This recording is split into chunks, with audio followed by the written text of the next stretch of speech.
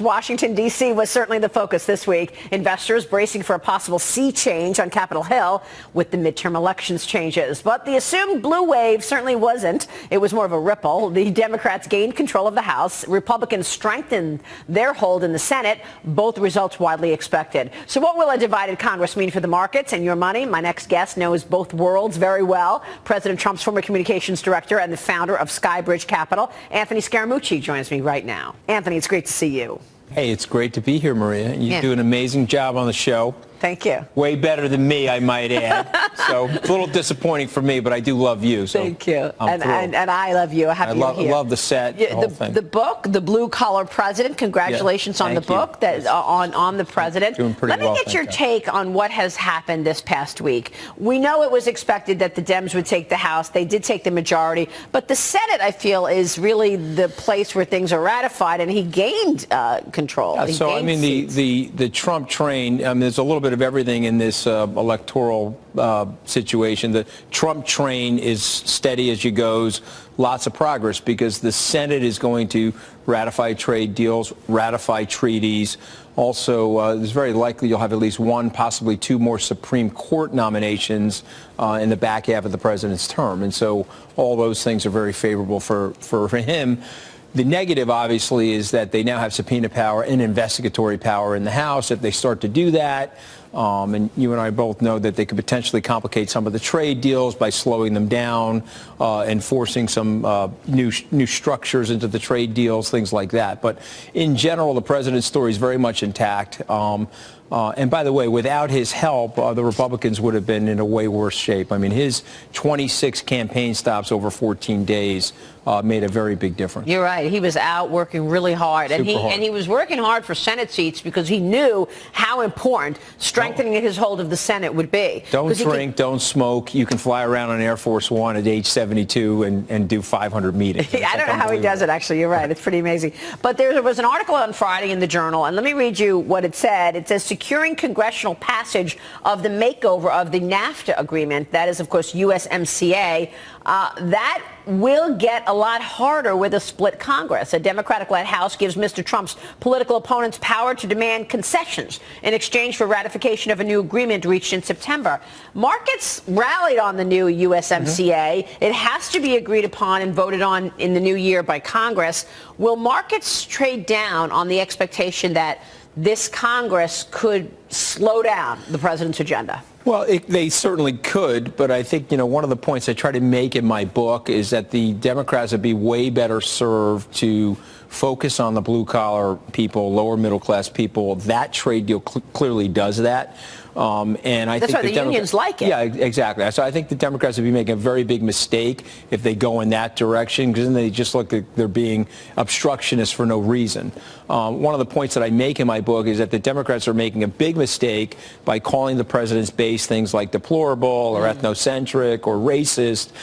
They would be way better served to just recognize that he effectively hijacked their base in 2016, moved it over to his side of the ledger, and they would be way better off just trying to focus on them. And hopefully they'll do that in the Congress, because one thing we both know about the president, having known him as long as we both do know him, he'll cut a deal with them. Let me ask you about pharmaceuticals and biotechs, because the president has not been shy about saying drug prices need to come down. Now that you've got a Democratic Congress in charge, in the majority in the House, Elijah Cummings and Nadler and Judiciary Committee, they're going to want these pharmaceutical companies to come in and start talking about how they arise at a price. I mean, I'm wondering if pharmaceuticals is one area that is under pressure as a result of this divided Congress. So, I'm trying to look for specifics in terms of impact here. So I think so, and I also think that this was one of the mistakes that got made by the middle Trumpers / never Trumpers in the Republican Party.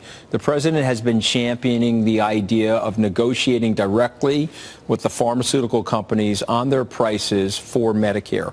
And there's been a little bit of an equivocation on the Republican side related to that. So here's another example where the president can split the seam and get in there with the Democrats and work on lowering these drug prices. All right, we will leave it there. Anthony, it's great to see you. Let's hold up the book. Yes, help me out here. This is my old show. The blue-collar president. Everybody see that? Yes. Please go out and buy the book, please. How's that, right? That was like a Jeb Bush way to say it, right? Please clap and buy the book, okay? All right. Anyway. Anthony Scaramucci joining us. All right, there's the Dow right now, down 254 points. We're so focused on the Senate recounts, gubernatorial recounts, losing sight of the fact that right now, Democrats are swelling their gains in the House of Representatives beyond just the 26 or 27 thought, and maybe it could be as many as 30 or better than that. In Pennsylvania, we saw 3 Republican seats go in exchange for Democrats. So that state had a disproportionate pickup of swaps in sentiment on the part of voters. The former Democratic governor of the Keystone State joins us right now, Ed Rendell. Governor, very good to have you. Good afternoon, Neil. Listening to your Florida recount made me think of 2000 when I was Democratic chair. Remember that? It's like Yogi Berra said. It's deja vu all over again. What do you think of that? I mean, and how long this could potentially drag on? It's not a presidential contest, but it is setting the stage for people wondering, well, does Florida have its act together? My argument, Governor, on that is that maybe there's nothing nefarious going on here outside of the fact that that is still a 50-50 state. And the closer contests get, and you talk about recounts, be they in Georgia, be they right now in Mississippi, where they're going to have to count again, or do this all over again because no one got over 50% of the vote. Arizona, where they're neck and neck. This is what happens in close elections. What do you think? It does, and recounts are going to occur because they're there to help decide close elections.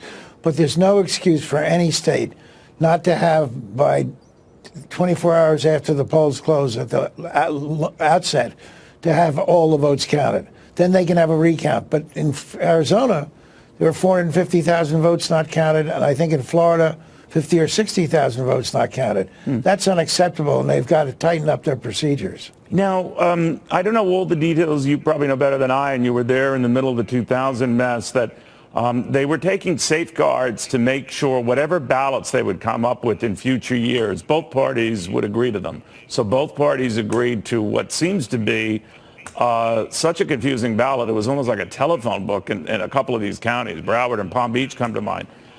How did both parties write off on that, especially for, a state that was urged, make it simple, make it clear? It's stunning to me because actually in 2000, the Democratic Party had agreed with that ballot that was so confusing in Broward and in Palm Beach.